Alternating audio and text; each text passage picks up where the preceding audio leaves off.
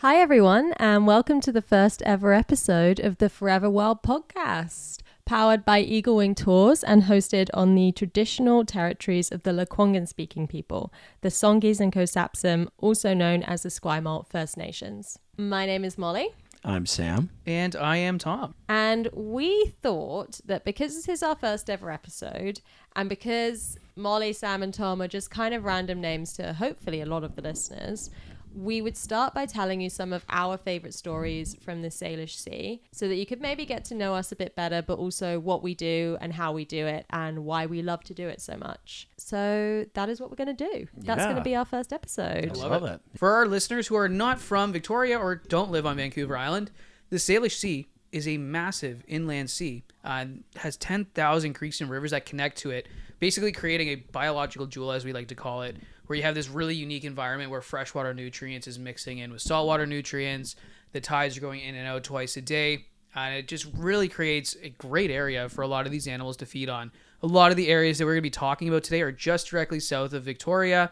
Constance Bank is around 6 or 7 miles from Victoria. So a lot of the topics from today will be happening in and around our home that we have the privilege of exploring and playing in. Yeah. Well, I'll go first. So I've always been a humpback lover. Love humpbacks. So one of my really cool experiences that I had was in the summer of 2024. I got to see Hammer. He's a young humpback, BCY 1222. Why is he called Hammer? I'm actually not too sure. And what does the Y mean? Well, guys, let me get there. You guys are so excited. So not too sure why his name's Hammer. You can fill me in on that if you do know. Well, he has a habit of tail slamming, and it looks a bit like he's bringing down a hammer. In fact, don't we call it hammer time? It's hammer time, It's baby. hammer time.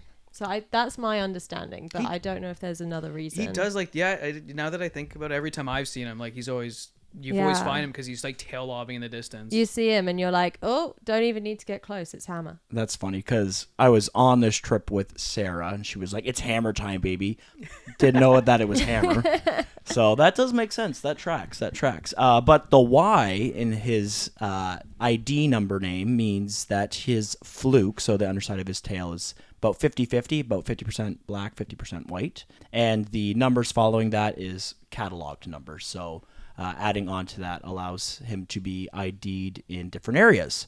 But going back into my encounter with him, we were South Constance. We were south facing as well. So we had the Olympic mountain range in the back. It was like a really kind of foggy-ish day to start, and then everything just cleared up. It was right around like 5 o'clock. So we were coming back from a sunset trip, or going out for a sunset trip, I should say.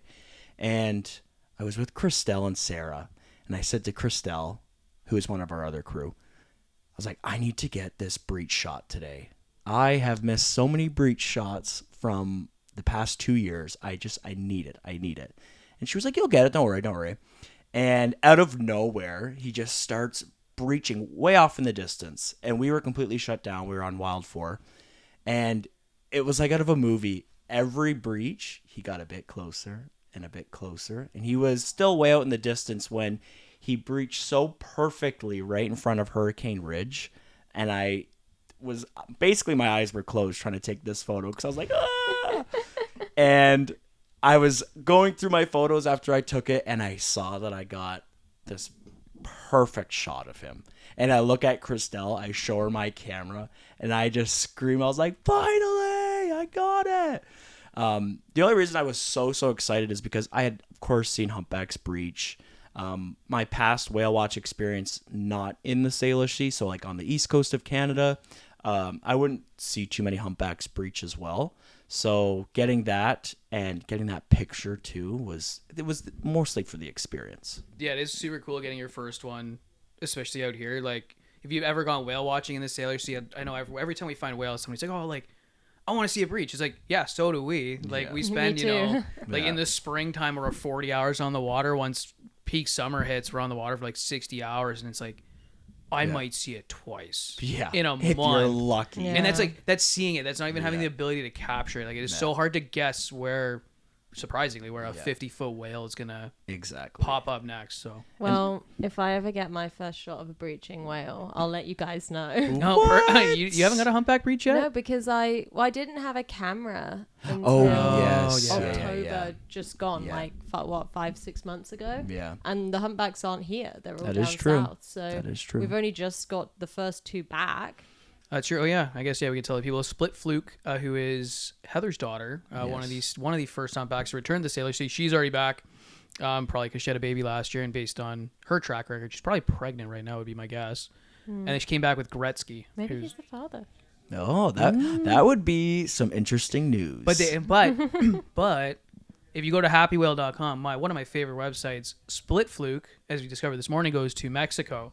Gretzky goes to Hawaii, or was seen in Hawaii. Oh yeah. On January 18th. maybe they met up halfway.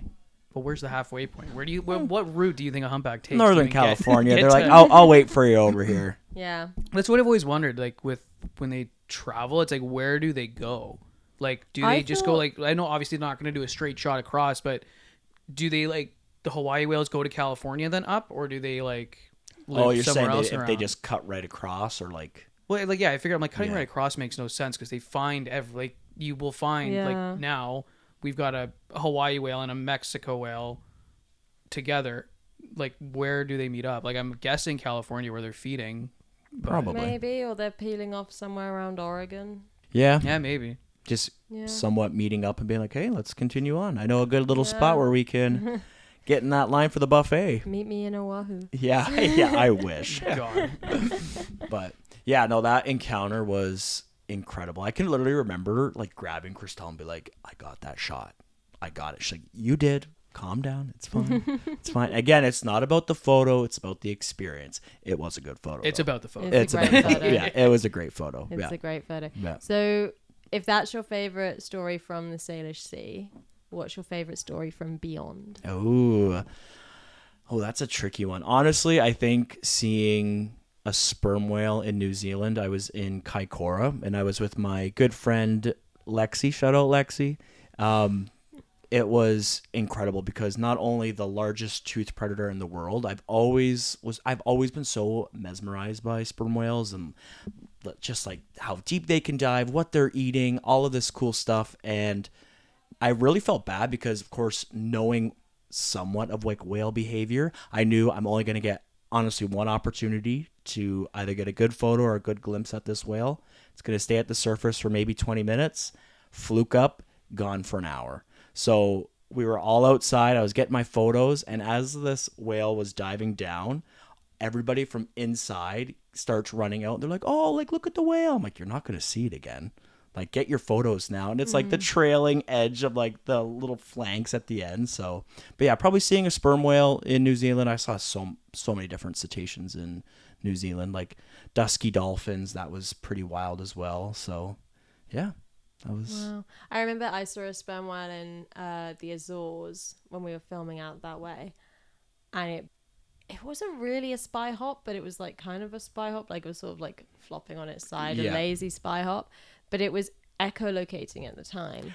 So you could like hear this it. clicking. Yeah. As it, well, I guess maybe it was just a communicative vocal call. But yeah, you could hear it clicking above the surface. It was really weird. When they were searching for the sperm whale, was there like a technique that they were using? Because on our boat, they actually had the hydrophone on like a pool skimmer.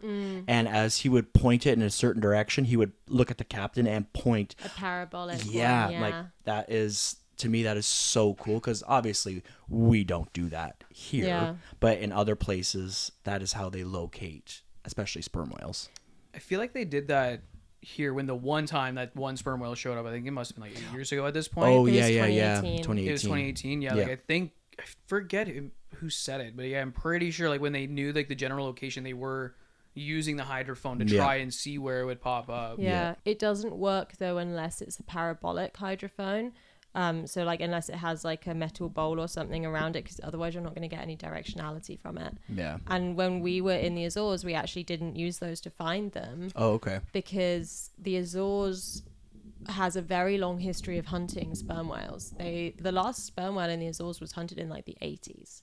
Oh, wow. It was insanely recent. All of the whaling stations are still up. Like most of them have been converted into museums now, but it's really interesting history. You'd love it. Yeah, that sounds like right up my alley. Yeah, but because of that, they have all these little towers, like little huts kind of based along the coast that the whale watching spotters or the whale spotters would use. So they still use those, but now they use them for whale watching. So we had this guy Antonio who was in his like 80s up on a hill, and he was radioing our guide and being like, yeah, there's one about 5 miles to your east. So that's how we were finding them. That's so cool. Yeah, honestly, they're like a submarine just coming out of the water, like so cool. So cool. Yeah, it'd be pretty cool if they ever come back in here. Yeah, I remember Joe was telling me about that 2018 encounter here, and the sperm whale was actually following like the deepest parts of the Salish Sea, and it's like 1,200 feet, I believe, or something like that. And it literally was following that like topography line all the way down Harrow, all the way down. I'm pretty sure that's I guess where that it would was. make sense, right? 'Cause Yeah, they're more of a deeper diving. Yeah, they and don't again, like shallow. that's why we don't see like deep diving Yeah. deep diving whales here. So just such a cool creature. Awesome. Has anyone else had cool encounters with Hammer? I feel like I've had him like tail slapping quite a few times. Like he likes to hang out kind of like on that outskirts, at least when I saw him, like the outskirts of Rice Rocks or like Constance and back and forth from there. So now that I think about it, like my first year, I definitely wasn't sharp with my ID, even into my second and third year. But now I'm thinking back, I'm like, there are definitely times where I saw that bugger just going ham somewhere. And I'm like, that's Hammer. It was Hammer time. Yeah, 100%. And for anyone listening, we will have episodes where we go in depth on how we ID whales and the ID numbers and designations for killer whales and humpbacks. So definitely once we switch over to a video podcast, along we'll always have audio available, but I think it'll be more useful once we have video, we can actually display it. Absolutely. Any of the animals that we talk about today are moments that we can talk about, because I think Molly's sharing one from her time when she was a wildlife photographer. Videographer, wrong term. That one's obviously copyrighted and probably in a documentary somewhere, so we'll look at that. But I'll link anything that we can in the description down below, so if you want to visit any of these resources, we have those available. Yeah. Tom, do you want to share one of your encounters? Yeah, so I had a really cool one in San Juan Channel. It was in March, believe it was 2023, and Captain Rod loves his San Juan Island circumnavigation, like loves circumnavigating San Juan Islands when we were doing wildlife tours. So back in 2023, we didn't have a whale guarantee in the shoulder season, and then we eventually changed. So we would go do Whale Rock, which is a really cool rock with a bunch of sea lions on it. And then we would head up San Juan Channel, beautiful islands in between Lopez Island and San Juan, do Spiden, which is awesome. One of my favorite wildlife spots of all time. This time we got lucky, and I believe it was Rod that found the whales. So I'm about to drop a bunch of letters and numbers. Just know, every time I do that, I'm referring to either an individual killer whale, or if I'm speaking in plural, I am speaking on the entire family of killer whales. We will be doing an episode all about IDing whales and where their naming conventions come from, so stay tuned for that. I may also be using some acronyms like CWR, which refers to the Center for Whale Research, and OBI, which refers to the Orca Behavior Institute. So it was the T-18s at the time, so not the 19s, the T-18s. Oh. T-18 was still alive. R.I.P. Esperanza. Yeah, rip. And we had the T-19 or T-18s. I gotta make sure I keep saying Get that. it right. Get it right for this one, because it has changed now. And the 49As, and over the last few years, these two families in March just seem to go on a sea lion killing spree. And it's always around Spiden. Except this year, because T49A has a new little baby. Yeah, third one this year. Yeah, So not for her, but the Not third. not for her. I was gonna say she's a productive mama, but Yeah, thank That's something God, else. not the third one. 6-foot baby, Yeah. 3 of them in Yeah. 1 year. No, thank you. No, so yeah, it's the third one this year already though, and we're filming in March. So I think the T23Ds had one this year, and then 46B8 is the newest one for her. So that's the newest one, and then 49A7 is the new one too. So yeah, this year we haven't got the T18 49A kind of grouping party. I wonder, it must be because yeah. it must be because of that new baby. Maybe is Distracting. kind She's of on maternity leave. She's a working mother Yeah. with 7 kids. A Cut us some single slack. mom who works 2 jobs. Don't get us copyrighted. Yeah, right sorry. away. Yeah. It's all good. But yeah, so they were all together heading up the channel, really slow, really tight, and it was Charlie was still there too, so it was like he was a little older at that point though, and all of a sudden, kind of as we were going up, 3 sea lions kind of popped up in between us and the whales, and the sea lions obviously saw them because there's like 8 whales, massive bulls. Got a little bit spooked and ended up going to the stern of our vessel, probably about 100 or so meters off the back. And, the 2 boys, 19C and 19B, so Galliano and Spouter, kind of just kept going north like nothing was going on. And the sea lions, I felt like just watching them, like you almost feel like they were relieved. They kind of put their guard down a little bit. And then the other half of the group showed up on kind of like almost like the east side of the sea lions, and then the other guys came from the west side of the sea lions and just rammed them. Yeah. So like they totally distracted the sea lions and made it seem like, oh yeah, no, we didn't see you, we're not interested. And it's like the one time I've seen like multiple sea lions being hunted at the same time, and it was absolute chaos. Yeah. My Awful. gosh. Ambush. Because it can take. That's the word I was the looking word. for. It was Yeah. an ambush. Ambush. Man, It's an we were ambush. talking about that before filming, so for like the last 30 minutes I've been thinking about It's that been word. cooking. It's been Yeah. It's been cooking. But it can take hours for them to bring down a sea lion on a good day. Yeah. Because I've seen 2 sea lion hunts in the last 6 months that have been at least 3 hours long. cooking. Yeah. And one of those, we don't even know if they got the thing in the end because we had to leave. Yeah. No, It got for sure. dark. Yeah, these Yeah. guys were working 3 at once, That's crazy. which Wow. it was insane. I think it was like right off the beginning, Spouter breached, and I think he breached onto it. Because I always remember there's one like really far away, and he was just so slow moving, and Spouter breached multiple times. And he's a big boy. he's a like big dude. Spouter Huge. and Galliano are 2 of the biggest boys we have Yeah. in the entire big population here in the Salish Sea. Yeah. They're enormous. That would be like getting hit by a bus. Yeah. So the sea lion was not having a good day. So that was just one of the sea lions. He gets slapped around a lot, breached on, and then he would like always kind of slowly kind of like drift away, but not quickly. Couldn't dive, nothing. So then they kind of just let it go. And then they would work the other 2. And sea lion hunts are very surface active, constant ramming, slapping. Yep. So it's kind of like T18, 19, and the rest of the 49As were kind of working one. And then you had Galliano and another whale working the other 2, or the other one. So it's just 2 whales working another one. And every once in a while, you'd almost see like the younger whales who, trying to maybe stay out of the way. They just, when the other one got too far, the one that got breached on, they'd go out and just kind of drag them back. Yep. Come back here. Yeah, just come back Where and you like they'd going? ram them a Where little do bit, you Yeah. think you're going? yeah, like hurt them a little bit, and then bring them back in, and then they just let them go again.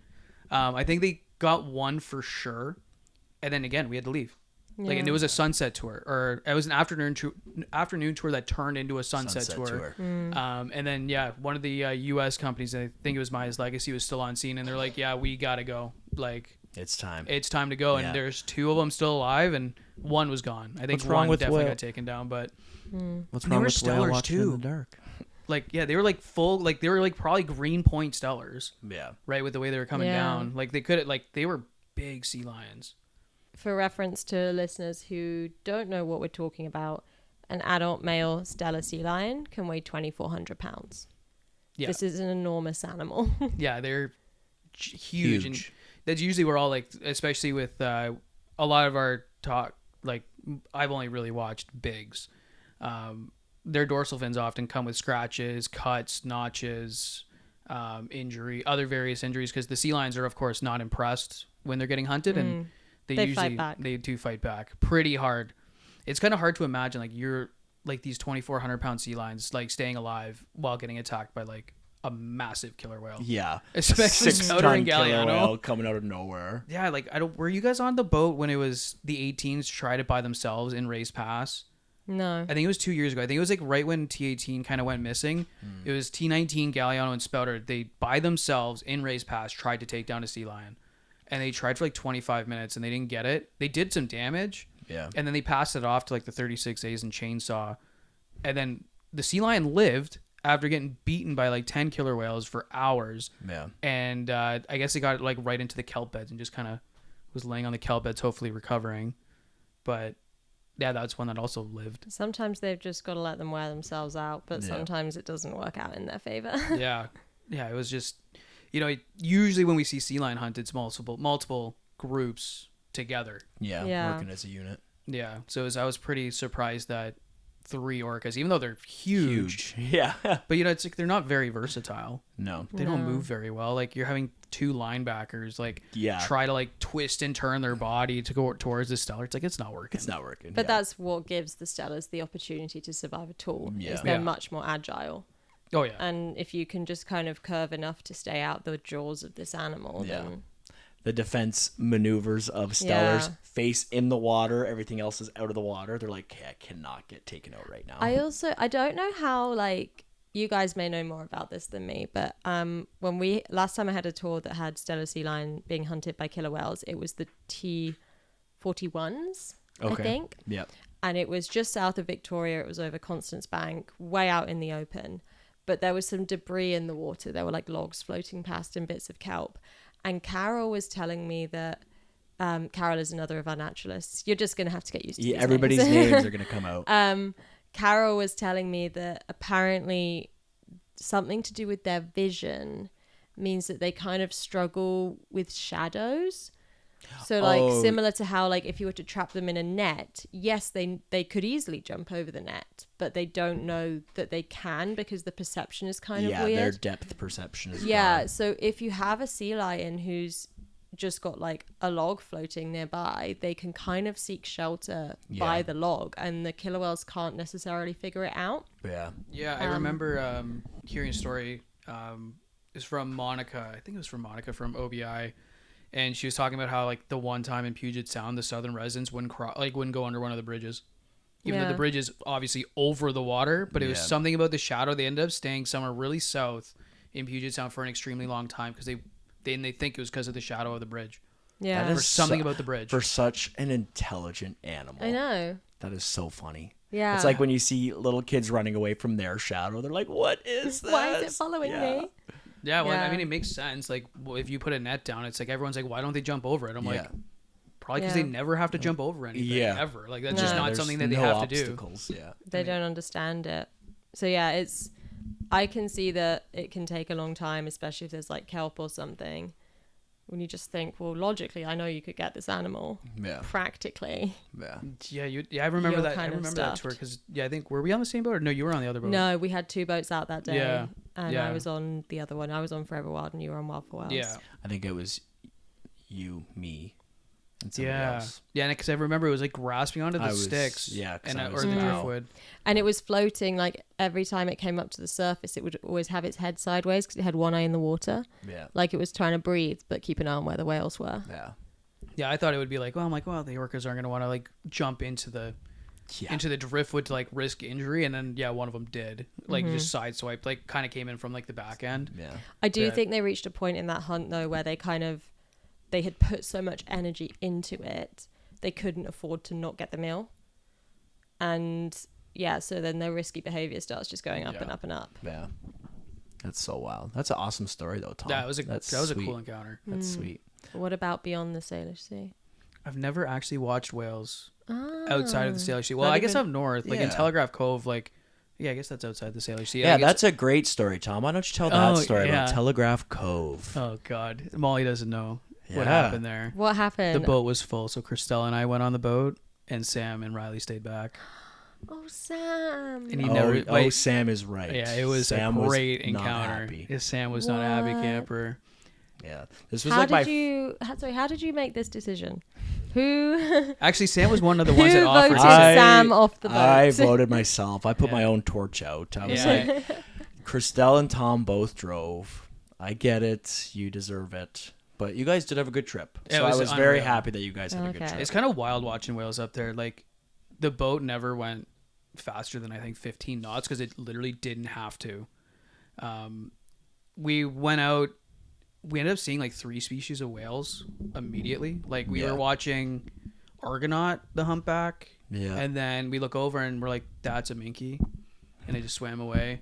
And then it was like I think it was that year too where the residents like didn't show up in Telegraph Cove until we got there. Literally the day we drove up. Yeah. The northern residents. Northern Yeah. residents, Yeah. not the southern residents. And it was really cool because it was the A23s.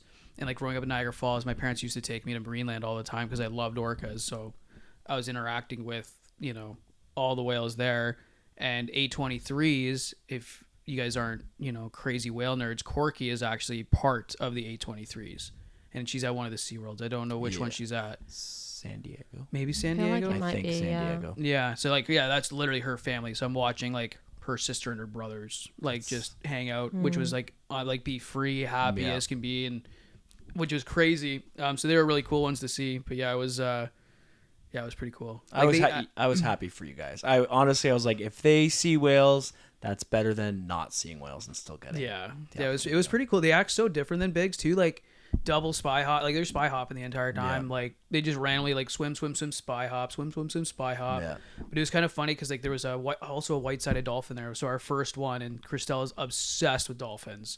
I remember trying to get a picture of the dolphins, and she grabs my shoulder, she's like, dolphins! And she's like shaking me back and forth, and all my photos are all like back and forth. It was so funny. Wow. But it's like harassing just the little ones, and the little ones were clearly getting agitated, like slapping the water, trying to get this dolphin to kind of buzz off. And it was like jumping over them. It was incredible. And then they started grabbing kelp and just ripping the kelp all around. That's it was so cool. It was a cool day. I'm so jealous. Yeah. I do want to go see whales everywhere else, but I just haven't. Oh, you owe me a trip up there. I do. You owe me a trip up there, for sure. I mean, if you've seen the gas prices now, you're paying for you're paying for gas. Yeah. I think last year we were gonna go, but then unfortunately it had that fire went incident. last year. I went in September. Oh wow. And they've only just started at that point. They had only just started rebuilding the dock. Yeah. But it was coming along nicely, and they had like, from where the Whale Interpretive Center had been, they had all these burnt remains of the bones and everything, which was quite interesting. My whale watching experience was not what you had. I logged on to the PWWA app, which is the Pacific Whale Watching Association app, where we log our sightings to help all of the research and all of the boats around the area that do what we do. And I logged on that morning, and it said Biggs killer whales 5, possibly T75Bs, which is a family that we see all the time. Yeah. And I was like, I did not drive 8 hours Yeah, up it the is 8 hours island for you guys. to go and look at pebbles. Like, I did not. I see pebbles. Pebbles is the so name of the whale, people. often. Not actual pebbles. Not actual pebbles. Pebbles is the whale. But I was so annoyed about it. And then it turned out to be a different family who, in fairness, I hadn't ever seen before. So I was like, okay, that's something. Which ones? It was T2B and the 109Bs. Oh, 109Bs? Yeah, yeah. Sweet. That's so cool. Yeah. So, like, that was good. And I kind of was like, at least I got something new. Yeah. But I wanted Northern Resis. I always want the Northern Residents. They're so cool. Yeah. Yeah. And it was nice because I had my family with me as well. So I got Yeah. to show them something different as well. The 109Bs are neat too, right? Because like T2B is a cool whale. Yeah. She's kind of, for you guys who don't know, she's like kind of like a lone female who bounces around between families. So she doesn't like being alone, but she doesn't hang out with her presumed family, which is I don't think she had any. She had 1, maybe 2 kids, but they both passed. Yeah. So now she jumps around between the T60s and the 109Bs. In the last 2 years, it's been 109Bs. I love that. I love it. Just like, hey, I'm coming over. Yeah, I'm coming to hang out. Watch out. Yeah. Leave the light on. Yeah. Yeah, it's cool. Awesome. We should do a podcast up in Telegraph Cove. We should. We should. Be like 4 years later, I'm finally back. I want to see the sea otters up there. Yeah. I love sea otters. Yeah. Maybe when they rebuild the Whale Interpretive Center, we could Yeah, we can go. pop up. First time walking in there, I was like, I want to work here. I want to just work here. It's so beautiful. I think going up to Telegraph Cove, I think we could have just left you there you for 2 could've, days. You and could. you It was were- like a movie scene up there. Yeah, I was like, loved it. well, hey, mom and dad. So I'm on the north part of the island now. I'm not on the south part of the island. But It looked like a movie scene when I went. It just Yeah. looked like a horror movie. the scene? wrong end yeah, of the wrong end. Yeah, the of ending. a film yeah. you don't want to watch. Yeah. Yeah. Well, that's still a really cool story, though, Tom. Yeah, it was Awesome. cool. Yeah, I do owe you a trip up there. That's though. okay. So That's okay. we'll do it this year. Yep. I want to go take pictures of bears up in Campbell River anyway. So we go. on the way, like we could Here go we there go. and then take pictures We of could do a bears on the way back. team bear Yeah.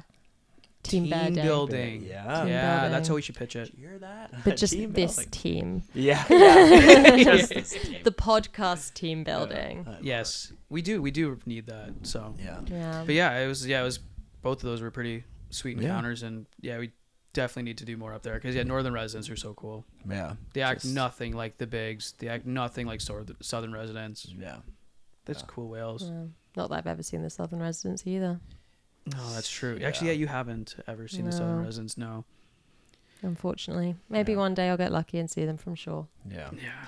Well, I am dying to hear your encounter. Yeah, yours is like yeah, you're definitely like not the yeah. same anywhere near what ours No. are. I'll start with my favorite Salish Sea encounter, which was actually last June, and it was on Wild for Whales. It was not long after I started working here at Eagle Wing, and we were out somewhere south of Constance Bank, and it was just glassy water. Like it was, you could just look over the boat, and it was like looking into a mirror.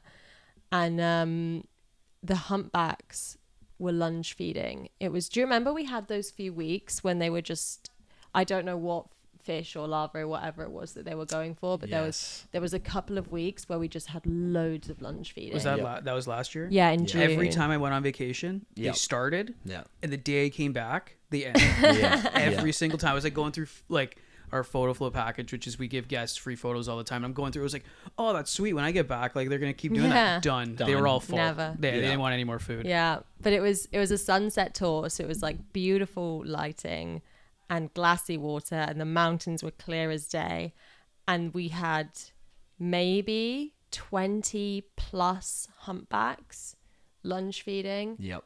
as far as it must have been more because it was literally as far as the eye could see. Yeah. And like we just sat there with the engines off. No one on the boat said a word. Like all of the guests, just complete silence, completely awestruck.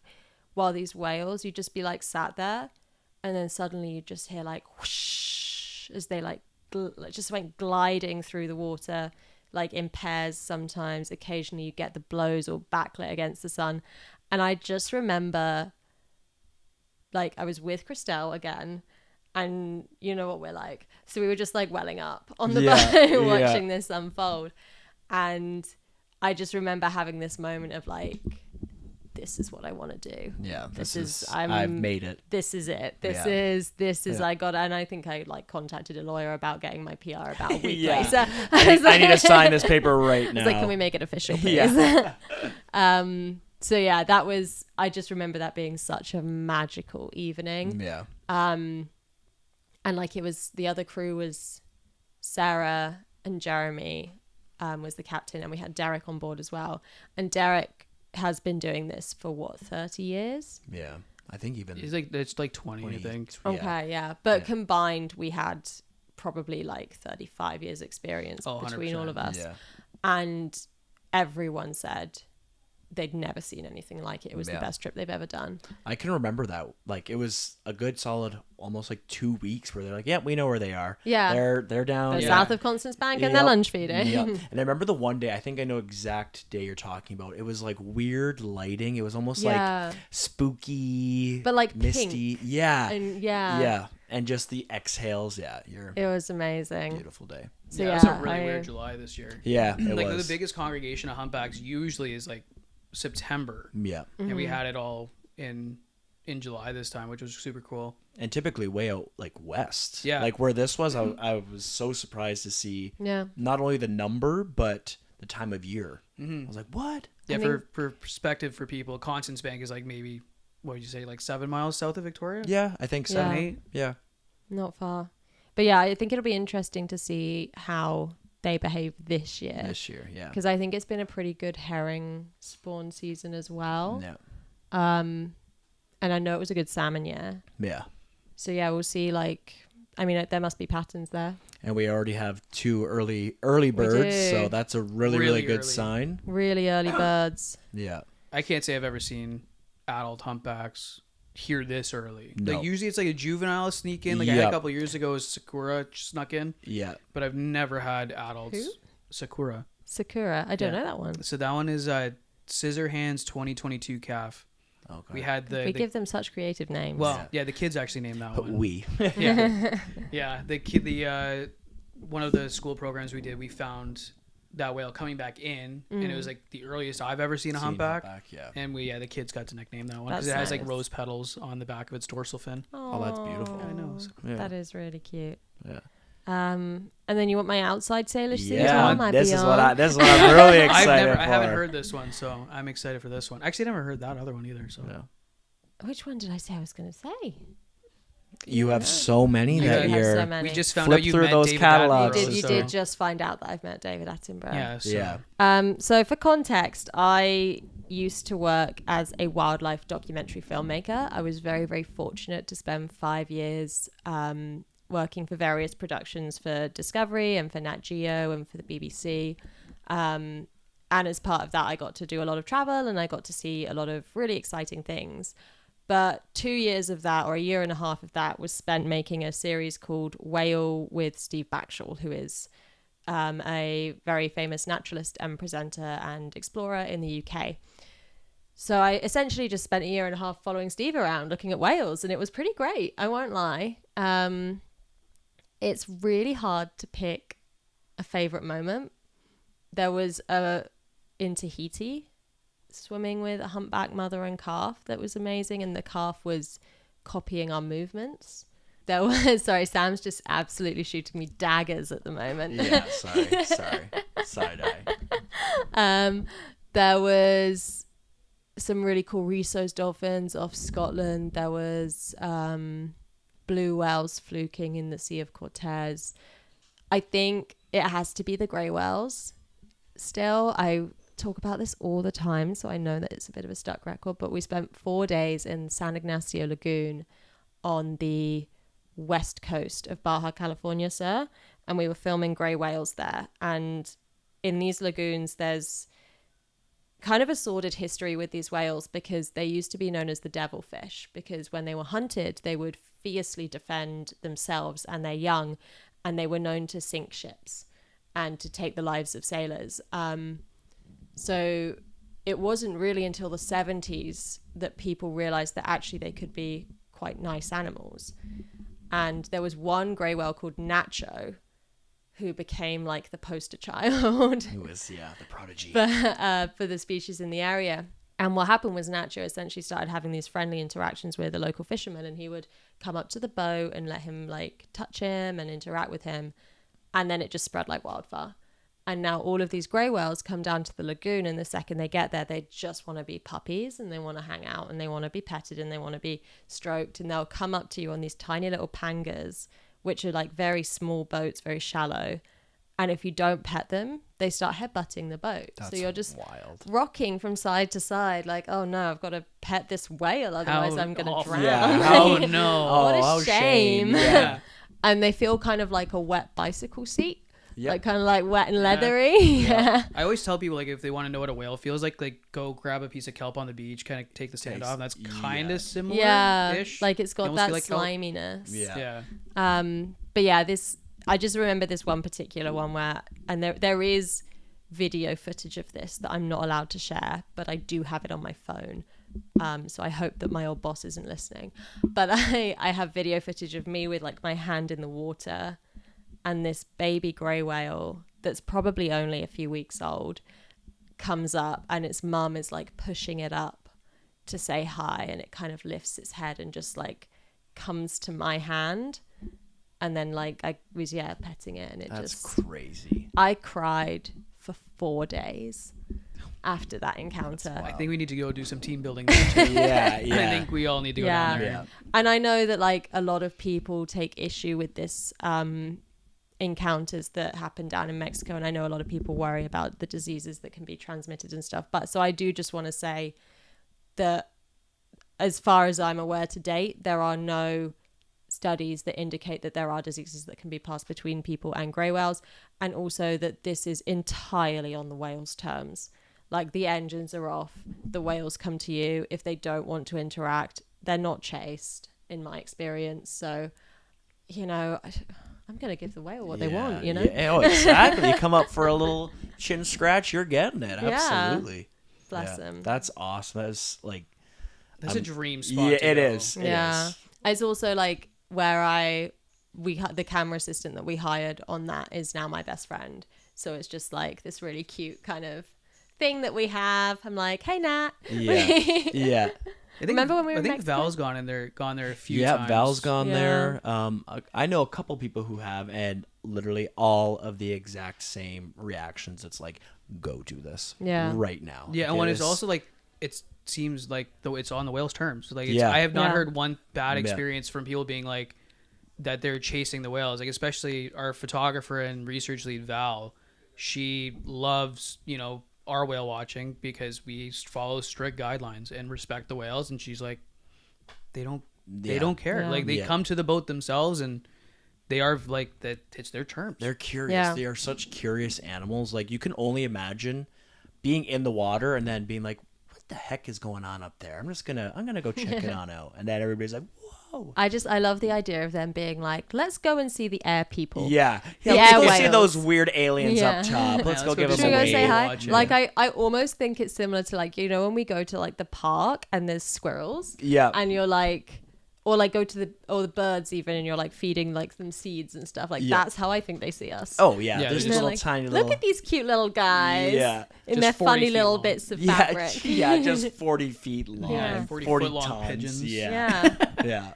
No, we're the pigeons. Yeah, we're- yeah, we're- we're the tiny little pigeons. We're yeah. definitely the 5'8" long pigeons. Yeah. Probably just as annoying. So Yeah. oh, such a cool thing. that's I'm so jealous of you. Yeah. Lucky. So, if you like these stories and if you're interested in hearing more, you might want to think about hitting that follow button. If you have any of your own stories that you want to share, we would actually love to hear them. So the best way to do that is to follow our social media pages. We have both an Instagram and a TikTok. They're both under @ForeverWild Podcast, I believe. And that's with a number 4, not the letters FOR or FOUR. And if you actually want to meet us in person, you're very welcome to. Best Yeah. place to do that? Is at Eagle Wing Tours. Again, this podcast isn't possible without Eagle Wing Tours. If you're ever in the Victoria, BC area or visiting the Salish Sea, it's a great spot to come. We do have a whale guarantee all year long. Best time of year to come is generally from like, I don't know, like we had a great March this year. Like We did. but from like March to the end of December, you're probably going to see a whale. And if you don't, we got a whale guarantee, so you get to come out for free again. You can book online ahead of time if you'd like to reserve your spot. The link will be down in the description below. And if you're lucky enough or unlucky, you might have Unlucky. one of us. You never know. You never know. Depends who it is. Yeah, it Yes. depends. If it's me, you're unlucky. You never know. You never know. But, well, thanks for listening, folks, and stay tuned for our next episode. We've got a lot of really cool ideas coming up and a very exciting summer ahead. So I think it's going to be a good season for us. It's going to be a It's gonna be a blast. good time. Yeah. Yeah. All right. Thank Awesome. you. Until next time. See ya. Bye.